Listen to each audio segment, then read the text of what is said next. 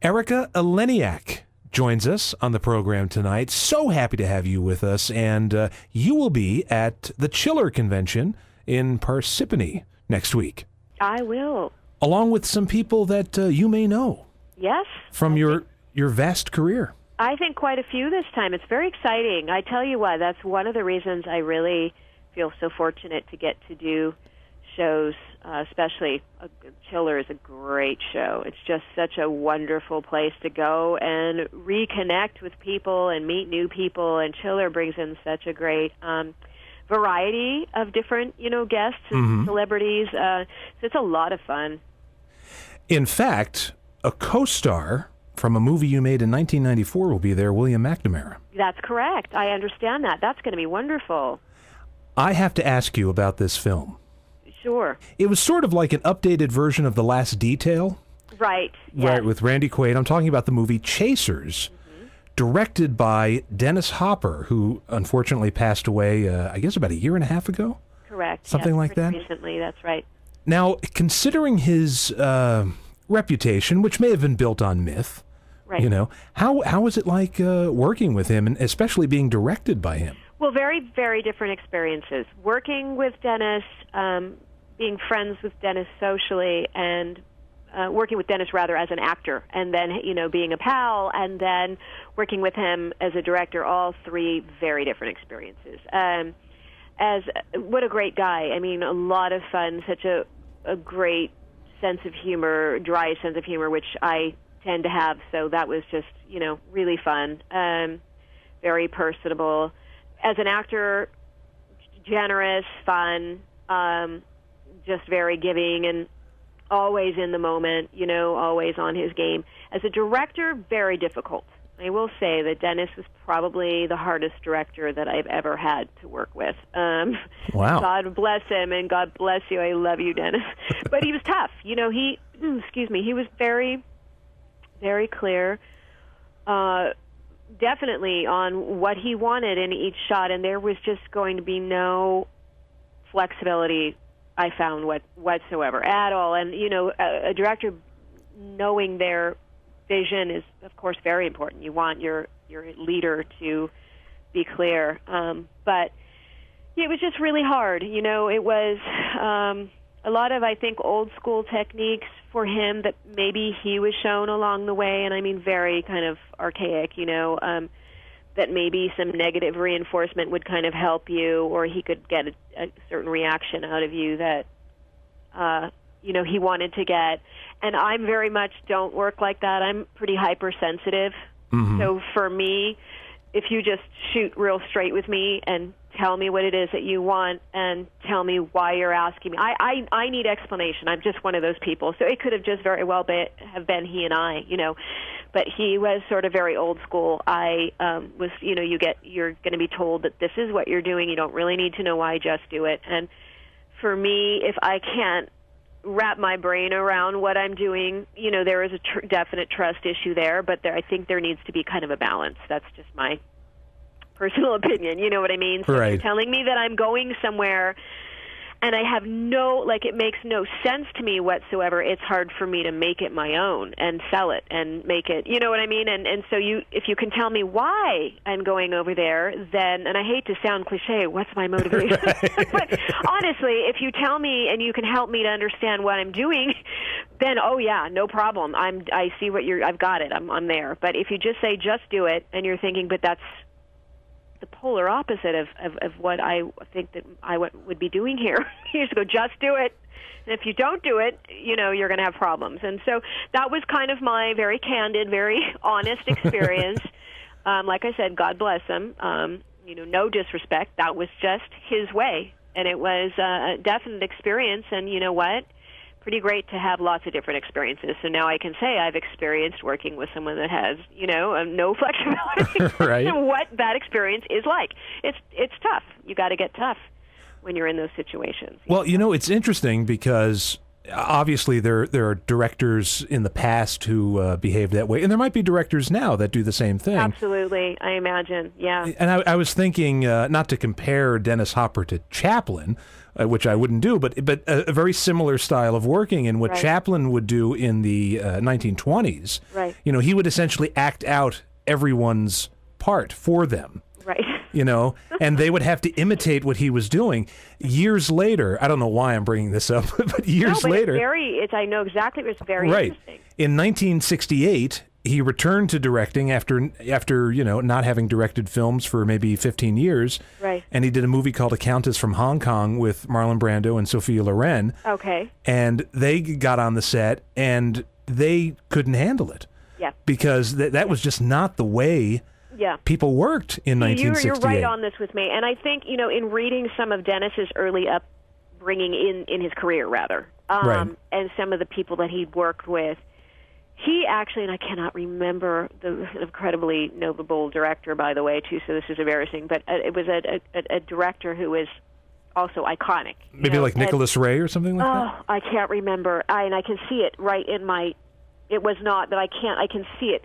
Oh, anyway, he had a tough time. He went through a similar experience, but for him, it was like a cathartic, I guess. Right. So that he never forgot it, and he thought, wow, like you'll hear a guy who, has that one coach in his life, or that really put him on the map and set him straight and gave him this direction, and I think that was what he took away from that. So, it could very well have been something that came from a place of love. You know what I mean? And really good, I'm sure, well-meaning and intention. And if you speak to a lot of directors, I can imagine that hearing both sides, the one thing that you would want as a director, of course, is to have your actors and your whole group, your crew, trust you. So when you're given direction, you may not understand it, and you may not even agree with it, but at the end of the day, if this is the director's picture, then you want to trust your director. And I get it. So that's what I mean. There's some balance there and I don't by any means say you should be able to go out there and just say it's respect. And that's what it is. It's absolute respect. It's hearing the point of view and discussing it, and just having, I guess, the opportunity to do that. You may say your point of view, and the director might go, nope, sorry, I don't agree with you, but at least you were heard, and at least you got to give your input, and they told you why they're doing what they're doing, and now you move forward.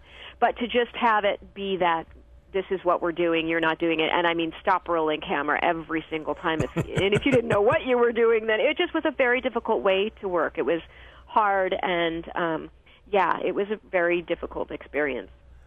Boy, I'd love for you to do a commentary track on that DVD. I know, I could go on. Sorry. If they ever do. If you're not careful, I will. So you have to rein me back in. No, I'm just thinking it's actually fascinating because I would never know the story behind that film. I only hope that you got back to being pals after it was over. Oh, absolutely. And that's the thing. That's what was so interesting. We were friends. Mm-hmm. And, we had a little bit of working together as actors. And then there's the director. And that's what's so funny. I ran into Dennis a few times over the years who was just nothing but and that's what was so funny, so complimentary to me, and so, just in terms of, my career and me as an actor, and it was really interesting because it just felt so much the opposite when we were working together, and then when I saw him, it was just, again, praise and really sweet and kind, and so, and that's pretty much, I think that kind of speaks to, like I said, where he was coming from with that. I think that may be the way he was sort of reared, and he definitely had his vision, and it was a fun. It was a fun movie. It might have been a pain in the neck for the people working on it, right? But it turned out pretty good. He had his vision, so there you go. Absolutely. All right, moving on to something else. Sure. That. Because I feel like we could talk about Dennis Hopper for the rest of the night, but we could, but we can't. We can't. I have to ask you about the very first film that you ever did, because it turned out to be a monster classic. Mm-hmm. Right. But you're only in it for a few moments. Talk about something that's going to live forever. E.T. Oh yeah. 1982. Were you aware? Did you have any knowledge of what you're getting yourself into? Not at all, and. They took great sort of pains to make sure that it stayed a well-kept secret until the release of the film, because, so often things get ripped off. Right. There's TV versions of a great script before the film has gone through post-production and actually has a chance to release. They can turn out other things so fast. So when we were brought on to the movie, I was told that it was called A Boy's Life. Okay. And very funny, a little trivia is in the beginning of that movie, there's a shot of a boy on a bicycle riding through town, and there's a movie marquee, and up on it, it says A Boy's Life. And I love those little things, right. Those little kind of cool, inside things. He told us it was called A Boy's Life. We were told that it was about a boy and an alien, and that's it. There was no hanging around set, and coming to visit, or when you were done filming, you left. And, it was all very hush-hush. So, and I was 12. I was 12 years old at the time. So just for me, no idea whatsoever, even in any of it, the enormity of any of it, including working with Steven Spielberg, who, was brilliant. And, I clearly remember the experience, but I remember going to the Hollywood Dome Theater mm-hmm. at the premiere with my mom and my grandmother and my little sister, and just sitting there stunned, just wide-eyed and probably catching flies. My mouth was wide open. Just, oh my gosh, for a 12-year-old especially, just no idea. I was blown away. And Spielberg was smart in keeping it under wraps, because as soon as E.T. was released, there were hundreds of imitators. Absolutely. There was Mac and Me, and everything else. Yep. It's funny you say you were 12 years old at the time. That explains why when I was recently watching Baywatch, yes, I thought to myself, "My God, she's a kid in this show." I was right out of high school for Baywatch. Remember the days of the movies of the week on Sunday night? That yes. was always such a treat. It was the three major networks, and they would all compete against each other, and they'd have their movie of the week. And then sometimes they would be movie of the week backdoor pilot. Right. If it did well, they would attempt to make it a TV series, and that is what happened with Baywatch. It was a 2-hour movie first. And then we did it on NBC, which at the time, funny enough, was the most conservative network on television. So, in fact, everything that we did when we started Baywatch had to be done by the book, including regulation swimsuits. Everything that we depicted had to be perfect. It was originally a serious take on lifeguarding. Right. We have doctor shows, lawyer shows, cop shows. Now let's do a show about lifeguards. And that is how it started, and then obviously evolved into something far more visually stimulating. Yes, right. Pleasing. The right. eye candy show. So, that was definitely a bit ago. I was just out of high school. Well, it's interesting because you played Shawnee McClain, Tower 12. Let's get honest here. Yeah, that's right. I did watch it. And the funny thing is you weren't on for very long, but because the show exploded into a phenomenon, they just kept rerunning these episodes, and I was always under the impression you were on for longer than you were. Right, yeah. Because I kept seeing it. I did 2 seasons. I did the very first run, which mm-hmm. was NBC. And then when it went down for a little while, they were getting their stuff together, and it came back again. That's when it came back syndicated. And I did their 2-hour opener for that second year, and then completed the second year and left. So, and actually, I think they did another 2-hour opener to introduce Pamela's character, and that was my exit. So, two total years, and all the 3 little movies that sort of introduced it, and then ended my exit. When you decided to leave, was it a case of, how many more years can I go on doing this, or was it a case of, I've got opportunities, let's see what's out there? I'm glad. Thank you for asking that question, because it's such a, you always hear stuff and rumors and mm-hmm. and fodder, and I absolutely left that show because I wanted to experience other things. That was really it. I wanted very much to have a film career, and Baywatch was becoming something else, and I say that with all due respect. Oh my gosh, good for them, because it evolved into this big, huge thing. And I don't think anyone could have anticipated how big it became, but it was different. It was right. different. When I started the show, it was going to be very, like I said, very serious and kind of a serious look. And I was very interested in a dramatic career at that point. And so I just wanted, it was a great high note, sort of, if you will, to leave on. It sort of evolved into something else. And the second year, I got great scripts. I really had some really, some fun things to do, and they gave me a lot of great storylines. So that it was all good. I felt like I left on a really good, on a good note. I just started doing films, and that's where I wanted to live for a while. Are you surprised that it's still something of a phenomenon, which is seen now through the rose-colored glasses of nostalgia? I think it's one of those phenomenons that no one can see coming. Do you know what I mean? Like, yeah. How do you can never predict that will happen, and there are just a few things that everyone scratches their head and just goes, oh my gosh, it's sort of surreal, to be honest with you. It sort of has this life of its own, and it goes on, and there is a pop culture following still right. for it, and there's not a whole lot of. There are definitely a good handful of examples, like that still sort of live on, like the Brady Bunch, and then you've got the Brady Kids. Right, right. They'll come and do some shows, and you can't believe the lines. You can't.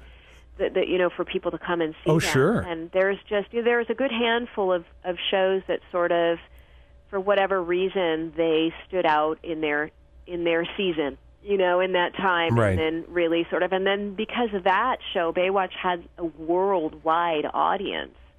That only made the exposure domestically huge. You know what I mean? It's right. like once it started getting international exposure, then it's more popular here in the States and when it's, domestically. Because when I did the show and we were first starting it, there's all the, there they are running around on their bathing suits, being taken seriously, and then not so much. And then, when the show, in spite of all of that stuff being said, just took off and went crazy, just blew up, then it's like, there's a little, is it raw steak or is it steak tartare all of a sudden? You know what I mean? It's raw meat or it's this like delicacy. It just depends on, unfortunately, on the climate. And it is unfortunate, I think, for a lot of shows that fall into, that ends up happening. And it doesn't seem fair, but right. I don't think fair has anything to do with it. So I think it's just one of those phenomenons that we can't explain. Right. It's sort of like, it's like the pyramids. Yeah, that's it. Baywatch is, yes, it's our equivalent of the pyramids. Uh-oh. I'm looking I at say that. I'm looking at the time here, and I'm gonna just jump to this next thing and try to wrap it up with you. But do you enjoy interacting with fans at the shows? Very much. Yeah. I have to tell you, I couldn't do it if I didn't, and I've seen some people. There are people who don't enjoy but are there anyway. I know, and it's awful. It just breaks my heart. I love talking to people. I really do. I am a people person, so I absolutely love interacting. I do a lot of shows when I can. The convention shows when they come up, and they're good ones, like this weekend coming up, Chiller. Mm-hmm. I love it. I think it's really humbling. I think it's important to just forget all the crap. Just we're all together. We're all in this together, and just go and be yourself and let people be themselves, and just come and hang out and talk. It's just I think that's what it's really all about. And if you didn't have people supporting you, you wouldn't. Actors wouldn't be able to act. So I really love it. I'm very grateful for it. See, everybody, Erika's cool. Go next week to Chiller Theater. And by the way, check out the website, chillertheater.com, and you can see all the other guests, and you'll spend a good hour just staring at how many people are going to be there. It's pretty outrageous. And Erika, you have a site as well, do you not? I do. Mine is Erika Eleniak's official site.com. So check that out. And I have a movie coming out in November called Meant to Be. Oh, yeah. Can you tell us a little bit about that? I saw that on your IMDb page. Yeah, I'm really excited about this. This is it's a bit of a drama. It's a great story. This has a great plot twist in it, and it's quite complicated, so I won't go into it, a lot of the details. But basically, I have a second chance to sort of redeem some behavior of mine in the past, and I help a young girl who is in a real difficult situation. So I get to kind of help her through that and sort of redeem myself, and it's a really great movie. Dean Cain is in that film, and Michael Gross, and Brad Dorsey, and Della Reese, and it's going to be really good. And I'm really super excited. I am publishing my first children's book. Really? So, yeah, I can't say much about that. It's literally in the super early stages, but just look out for it, you guys. I'm so excited.